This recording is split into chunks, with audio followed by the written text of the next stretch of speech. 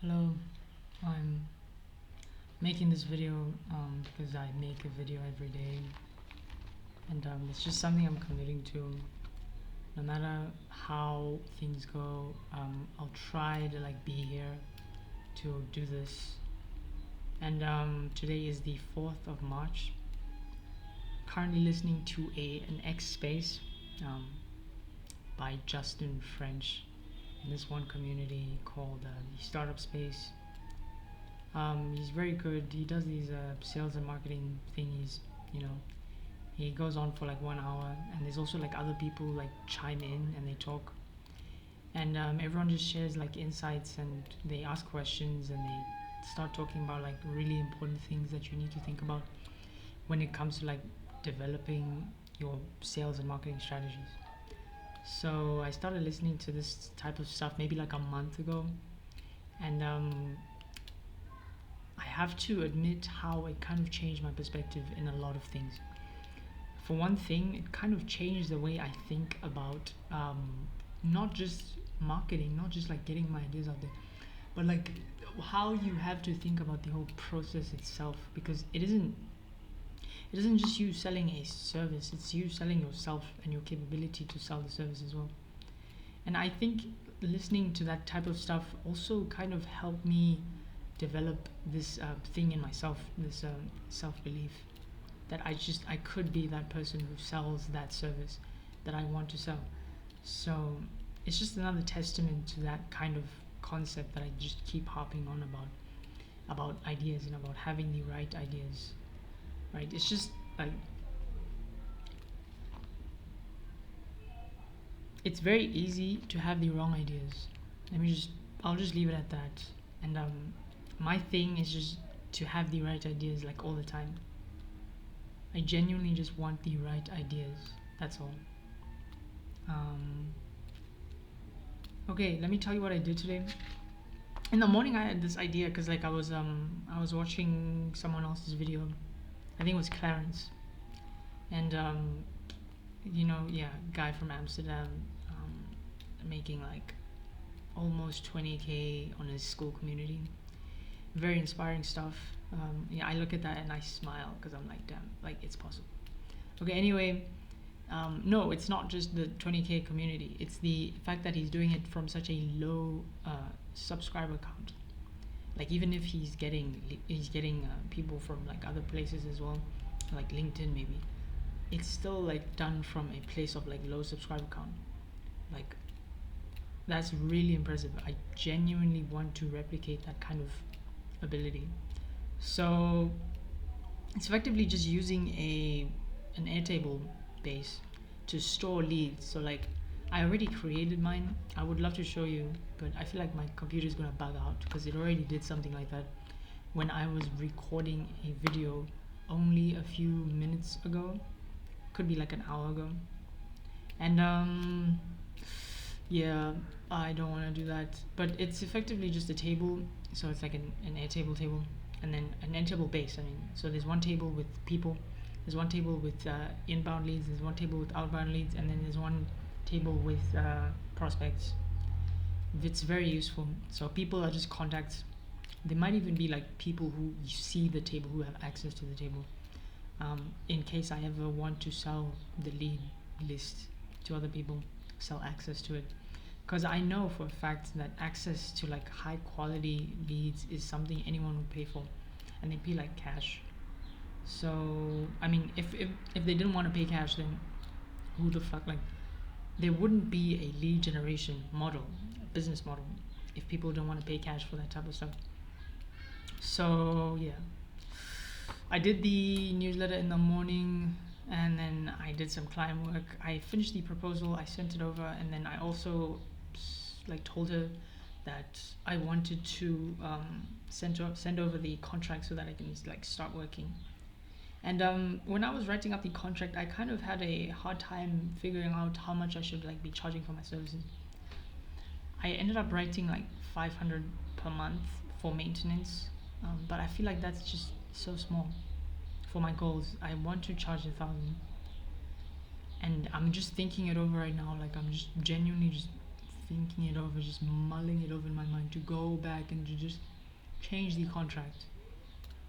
1,000 per month seems fair to me, and I feel like if I do something like that, then I will get way like tons more value, and I think she will value me more as well. So like, whenever like going forward, because like we're going to be working together going forward with a company, and when that happens, she will like be referring me to like do other things, and I can charge like relatively high prices, right? Because I am an automation specialist at the end of the day, and my skills are worth something. They're worth a lot. I know this for a fact. So next, I was doing workflows. You might notice this one. This one was the one I based the video on, which is why there's like an execution going.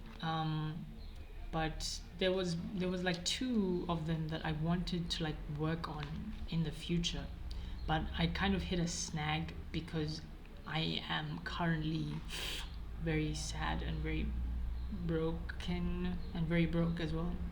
So is this one. I want to just scrape from school, because like school has such a crazy quality of like people just joining these school communities. It's like I'm part of these communities where there's like a lot of people, like business owners, SMMA people, IPGA people, like all sort of business owners, and they all just want to get involved in this community building hype train. So understanding that school is definitely the place to be for anyone trying to like scale up a business, and not just any business, but a business with a high monetization ratio. So I'm talking about like follower to earning ratio, like if you're generating your earnings from your followers. So it's basically like a hyper personalized community of like hyper engaged people who genuinely just want to like get to know you, and they want everything that you have to offer.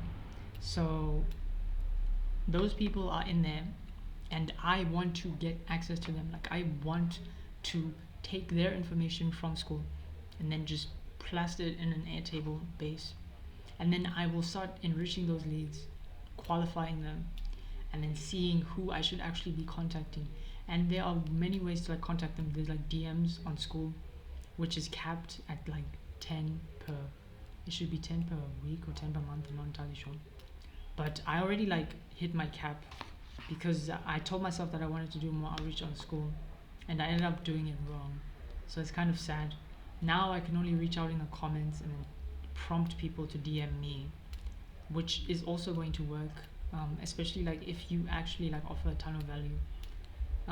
So, but I needed to like change my whole school outreach design had to change. For one thing, yes, I'm going to be continuing my outreach on school. Another thing, yes, I'm going to be changing the way I do things, because it's like right now I'm just wasting way too much time sort of like trying to find people. It shouldn't be like that. I tried hitting the search bar, but I hated how it worked, because it was like it gave me sort of results, right? So I was searching for SMMA today, and then it gave me these trashy results. It wasn't even like ordered in a good way. It was like ordered from like a few months ago. Like it would skip months at times, and it would like give me these weird results, and I genuinely didn't like that. So I figured I would find a different way. Hopefully by the end of the week I'll find a different way. I genuinely want to like be offering my services to more than one client. Even if I haven't like finished the product, I can still offer the product to other clients. Like I know this for a fact. And the nice thing is I can just keep increasing my prices because I've already validated the demand. So it should be like very easy to like scale from here. Not scale, but like at least not yet. So scaling up, it's all about systems and people, and I'm the only person right now, so I need to have more systems. That's the only way I can scale. And systems are all about, at least for me, someone who's an automation specialist, they're all about getting the right automations and then getting the right kinds of platforms in place. So you want the right platform to get your leads from.